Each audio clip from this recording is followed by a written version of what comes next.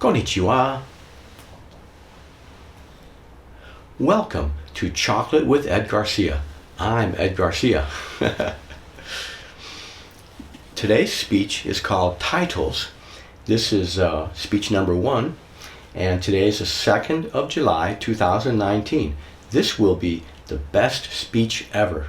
The best speech ever. The best part of Chocolate with Ed Garcia is eating some chocolate with Ed Garcia. I know you have some chocolate in your desk or in your purse. Go ahead, get your chocolate. It can be dark chocolate, it can be chocolate mint, it could be, a chocolate covered strawberry. It's all delicious. Okay, bring it near your mouth and let's eat it at the same time. Let's have a simultaneous chew. Okay, are you ready? Here we go, here we go.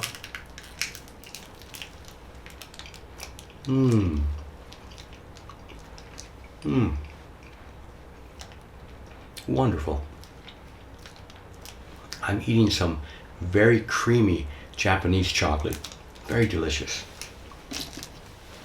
I got the idea for a simultaneous chew from a man named Scott Adams. Scott Adams has a show called Coffee with Scott Adams, and he has a simultaneous sip of coffee with his guests. So we could do that too. Let's have a simultaneous sip of coffee or tea, water, whatever you're drinking is fine. Bring it near your mouth. Are you ready? Here we go. Wonderful. A simultaneous sip. Coffee tastes better when you share it with a friend, and chocolate tastes better when you share it with a friend.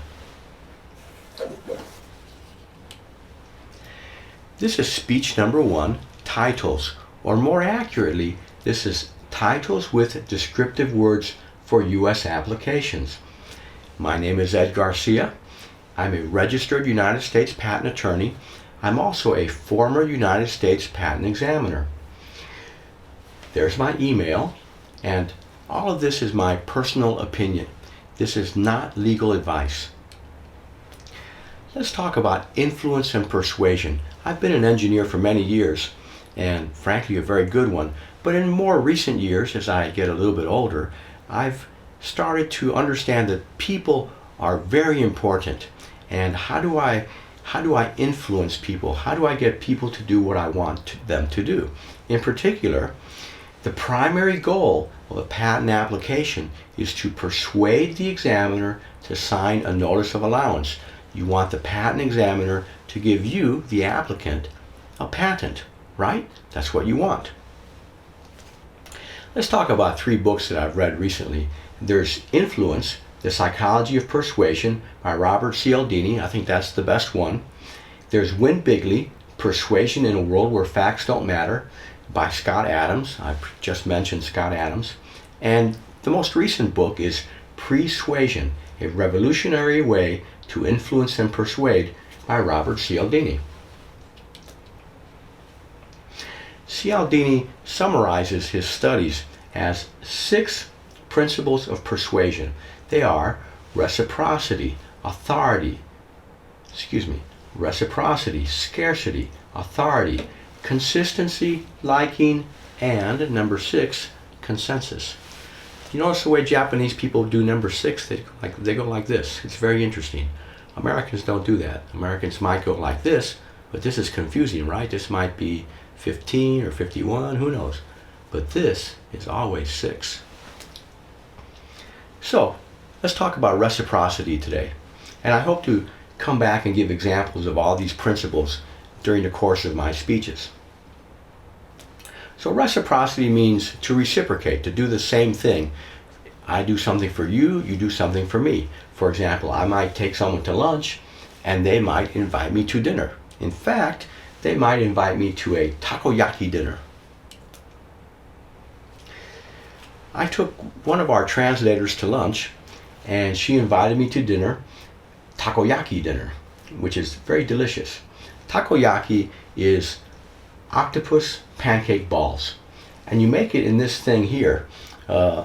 It looks kind of like a waffle iron, or half of a waffle iron, and it has holes, round holes in it. So you pour in some pancake batter, and then you add a piece of meat, preferably some octopus, little piece of octopus, and then you spin it with one of these little sticks, these little sharp sticks. You poke it and you spin it around, and it becomes a ball when you spin it around. It's very delicious. So let's talk about titles. What are the purposes of a title? There are at least two major purposes. One is to persuade the examiner to sign the notice of allowance. So there's generally persuasion, and then there's procedures. So persuasion, you want to persuade the examiner to sign the notice of allowance. And remember what Cialdini said about reciprocity. So if you help the examiner to identify the important figures by giving him a good title, you help the examiner, then the examiner may help you, right? Similarly, or perhaps inversely, you don't want to anger the examiner. You don't want to make the examiner mad by giving him a very bad title, a very non-descriptive title. Because of airplane crashes. Let me explain what I mean. So, when an airplane crashes, they take out they collect the black box, the instrument recorder. So they have a recording of everything that happened just before the airplane crashes. And it turns out that every pilot, just before he crashes, says the same thing. The Japanese pilot, just before he crashes into Mount Fuji and explodes, he says one word. The French pilot, when he sees the Eiffel Tower, he's about to hit the Eiffel Tower, he says one word in French. And the American, when the American sees Mount Rushmore, he's about to smash into Mount Rushmore, what does he say? The same thing. They all say the same word in their native language. It's a short word. It's a very bad word. I'm not going to say it, but you know what it is. Imagine you're flying an airplane and you're about to crash into Mount Fuji. What word will you say? Well, that word is the same word that the American patent examiner says when he reads a non-descriptive title. It's the same word. Of course, he says it in English. The Japanese pilot says it in Japanese, but it's the same word. And let me tell you, you don't want to begin the patent examination with the patent examiner saying that word. That's a very bad way to begin things. Additionally, there are procedural reasons for doing this. It's required procedurally. MPEP 606, MPEP is the Manual of Patent Examination Procedures. That is the rule book, the rules that the patent examiner obeys. So MPEP 606 says that the title must be technically accurate and descriptive of the claimed invention. Okay? Now, there are other benefits to having a descriptive title. A descriptive title helps the applicant to identify his own applications and his own patents. It's very useful.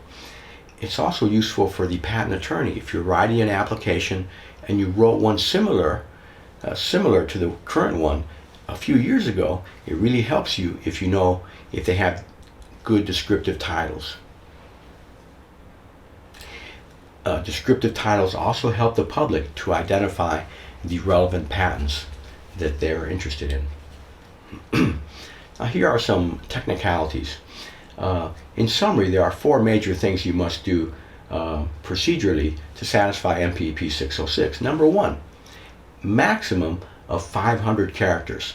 So if you have small words, that would be at 5 characters per word, that would be 100 words. Technical words tend to be a little bit longer, so more conservatively 10 characters per word, so that would be 50 words. That's a long title. You can really write a long title with no problem. Number two, do not use the words new or improved. Right? This is a patent application. Of course something is going to be new or improved. You're not adding any useful information by using these words. So the patent office says please don't use them.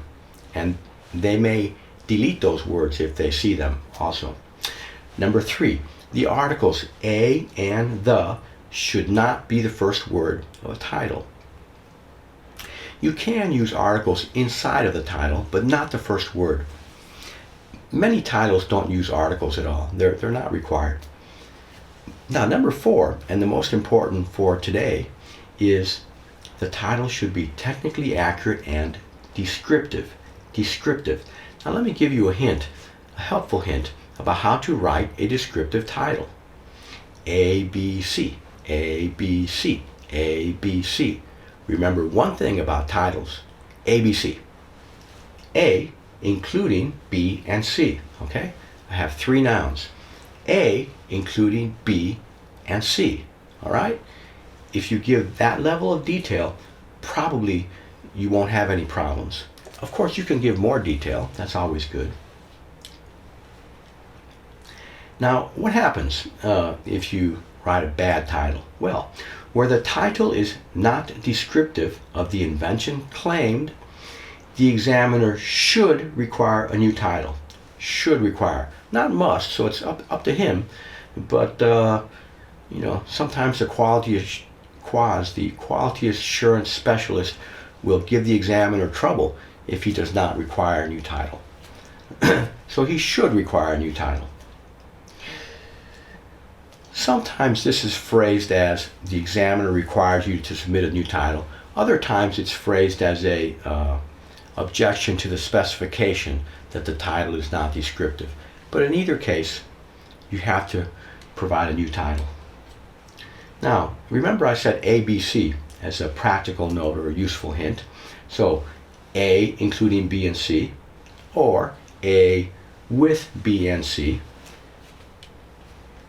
Let's talk about some helpful examples, some hypothetical titles. There's a belt manufacturer, and he has lots of patents about different ways to make a belt and different kinds of belts. But the title of the first patent application is belt. The title of his second application is belt. Third application, belt. Fourth application, belt. Now, let me ask you a question. Which of these 4 applications has a curved rotating pin? And the answer, of course, is you don't know. There's no way to tell from these titles, from these non-descriptive titles. But let's try creating some descriptive titles for this belt manufacturer. And remember my example, A including B and C. So one possibility is a belt including a leather strip and a metal buckle, okay? A belt including a leather strip and a metal buckle, all right? That's nice. That's a reasonable level of detail. We could give more detail, but at least that's A including B and C. Or, let's try another one. A belt including a metal buckle with a curved rotating metal pin. Okay? So we've gone belt, metal buckle, curved rotating metal pin inside of the metal buckle, or as part of the metal buckle. Here's another one. Belt including leather strip with asymmetrically spaced holes. Here's some more ways to do this. A, B, C, A, B, C. All right? A including B and C. A and B joined by C. All right, it's kind of nice. Here's A, here's B, and they're joined by C. All right, that's very clear. A including B and C including D. A including B located at C. All right? ABC, ABC, ABC. Let's talk about some statistics. I like to do a little bit of data mining or statistical analysis in each of my speeches. I looked at 3 mid-sized Japanese applicants with bad titles. 3 different applicants, 3 different years, so I got a nice variety. Now, applicant number 1 there were 3 objections to the title in 10 applications. Applicant number 2 had 0 objections in 10 applications. Applicant number 3 had 1 objection in 10 applications. So the total is 4 objections to the regarding non-descriptive titles out of 30 applications from mid-sized Japanese companies.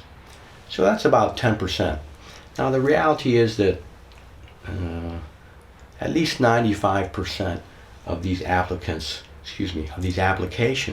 had non-descriptive titles. It was really not good. It was not pretty. So you may ask, why were only 4 of them objected to? And the answer is because the examiners are a little bit lazy. They get tired of objecting and objecting and objecting and receiving the bad title, the bad title, the bad title. So they object occasionally to let you know. Frankly, they're objecting frequently enough to train you if you want to be trained, if you're listening. But anyway, this is not good. So let's talk about Japanese patent practice. Japanese patent applications. For Japanese patent applications at the Japanese Patent Office, the title should be consistent with the claims, but they do not require descriptive titles in the sense that the American Patent Office does require descriptive titles. Some Japanese attorneys and or Japanese clients avoid descriptive titles for fear of limiting the claims due to some U.S. cases where an abstract limited the claims. But if the title uses only the same words as the claims, then the title should not limit the claims, right? Really, you should write the claims before the title, but we'll talk about that another time. So let's talk a bit more about this, legal issues. So can a title unintentionally limit a claim? And the answer is, well, maybe, but probably not. So let's talk about this. In theory, yes. Claims are interpreted in view of the specification, and in theory, yes, a judge might look at the title and unintentionally, against your intentions, narrow the claim. But according to my personal practice, no. I've never heard of a case where the title affected a court's interpretation of a claim. I can't find any case where this happened.